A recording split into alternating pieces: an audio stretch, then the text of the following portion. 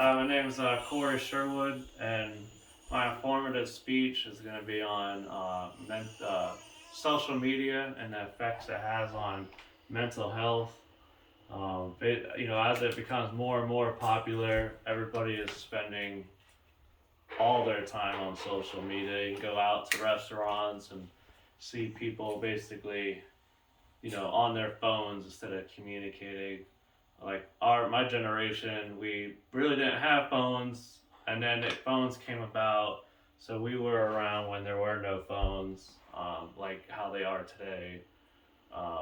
So seeing what it used to be like to now is, it's kind of scary, honestly, how much people are glued to their phones.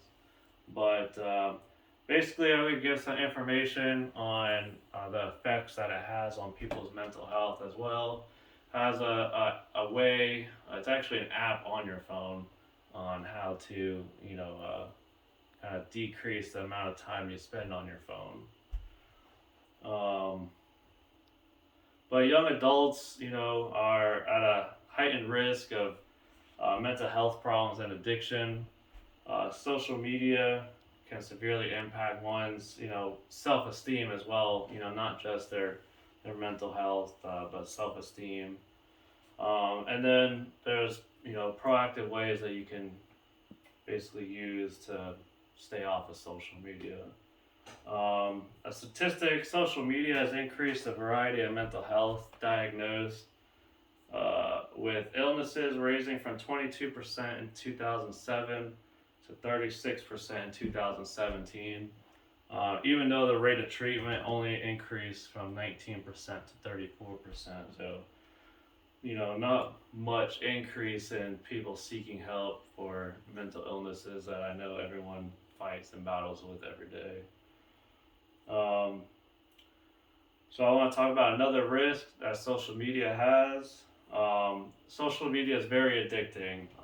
It releases the same thing called dopamine, basically as like somebody who's addicted to gambling. The feeling they get when they score big.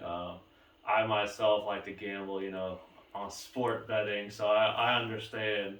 But I'm also very guilty of being glued to my phone and addicted to it. I'll catch myself at work or, if I'm sitting on the couch, just sitting there glued to my phone when I know I should be doing other things. Um, it's a hard habit to kick, it's just like smoking or drinking or, like I said, gambling. Um, this evidence is meant to show how social media, like I said, it releases dopamine just like gambling. Um, but also, when you're not able to check your phone for various reasons, 73% of people claim that they feel anxiety. So, not, having that addiction and not being able to check your phone if you hear it go off, um, gives you a sense of anxiety. Another effect that social media has on people is their self esteem.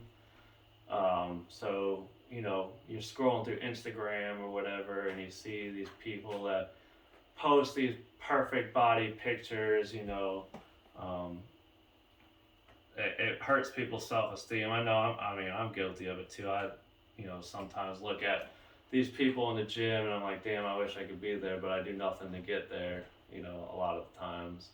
Um, but you also got to remember that nobody's going to post a bad picture of themselves on the internet. So you can't always think that that's what they look like all the time, because I guarantee it's not. Especially when you wipe away everything and, um, you know, wake up first thing in the morning. No one's perfect. um, so in conclusion, you can see how the negative effect social media has on your mental health, as well as your self-esteem and the way you perceive yourself. But like I said in the beginning, I wanted to talk about ways that you can help minimize uh, the effects of like how long you spend on social media. So I'm actually gonna use this phone. So this is on an iPhone.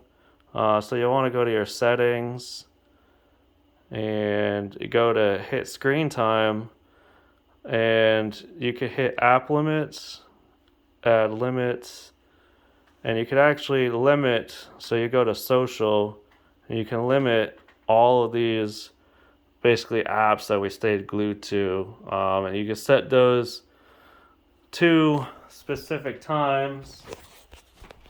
Um, so that way we don't, we're not on Facebook for 3 hours after we wake up and then ask where the hell the time went in the day.